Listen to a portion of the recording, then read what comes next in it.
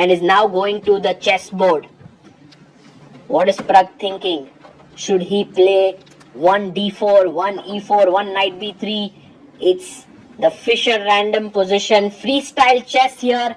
Praggnanandha takes his headphones there while Magnus Carlsen also comes in. He's taking up his sleeve there because the players are being given heart rate monitors that you need to be putting there. And Magnus arrives. It's a very, very interesting battle because this is the 4th round. Magnus is on 2.5 out of 3. He's in good spirits. Pragg is also on 2.5 out of 3. Both of them, good friends of each other, going to play for the same team, Team Liquid in EWC.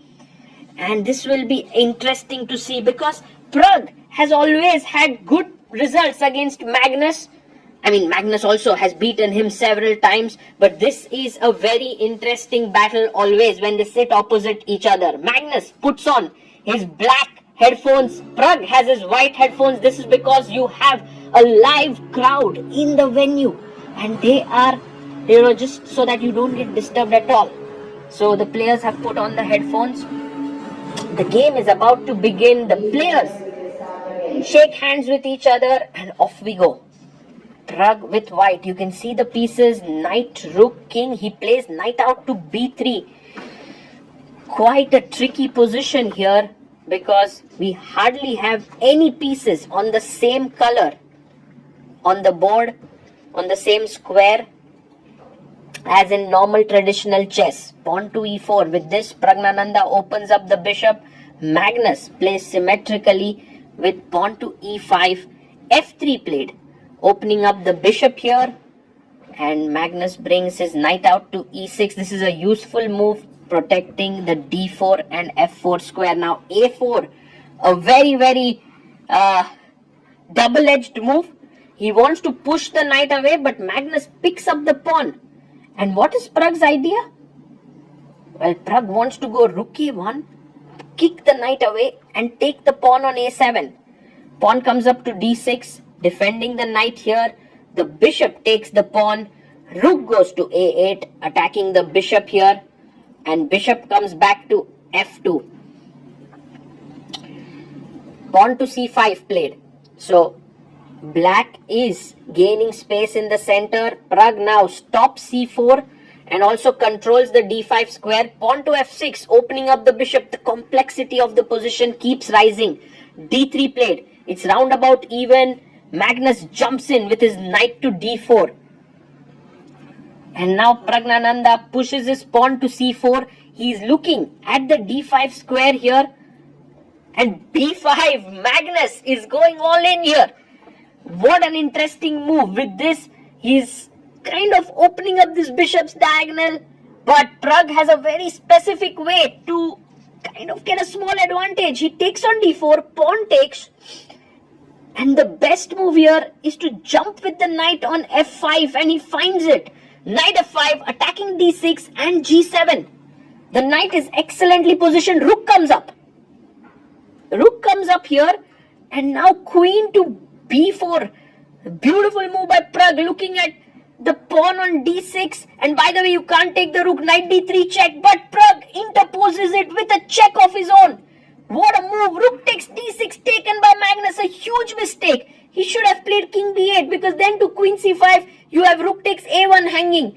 And here, after rook d6, queen c5 check.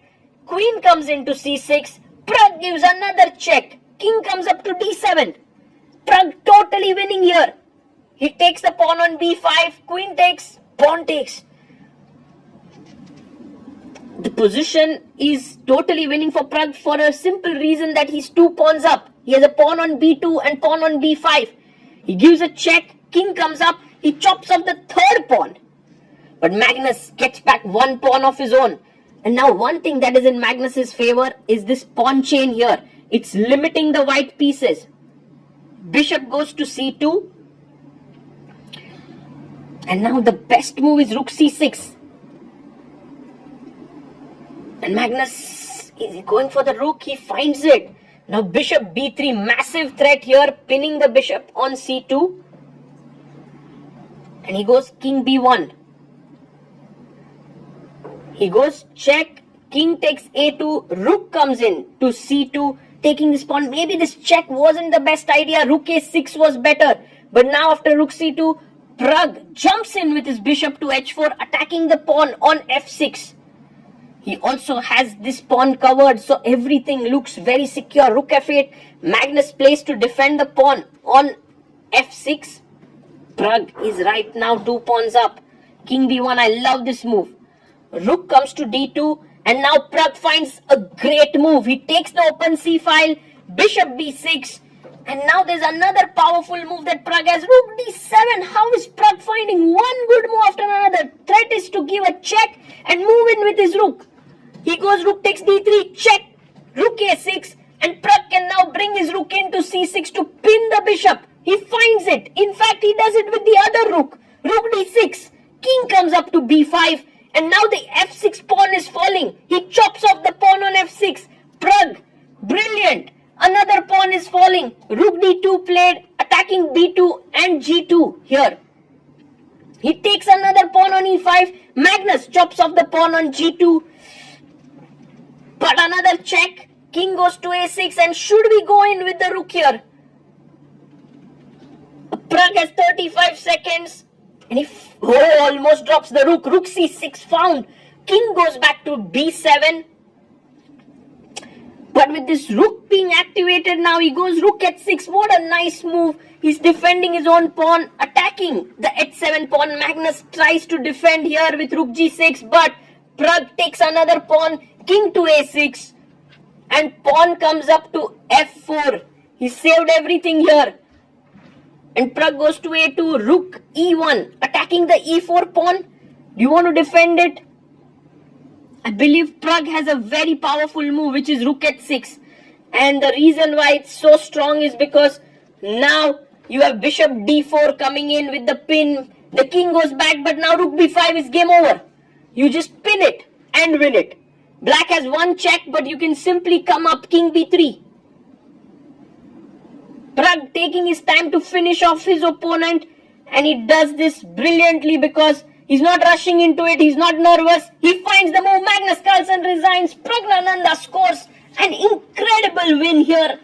Kind of flawless. Yes, he made a couple of errors, but most of his moves were incredibly high level and accurate. Magnus has his first loss here in Las Vegas and comes at the cost of his teammate Praggnanandha. Magnus rearranging the pieces in the freestyle position that he was given, but cannot do that right now. He's upset.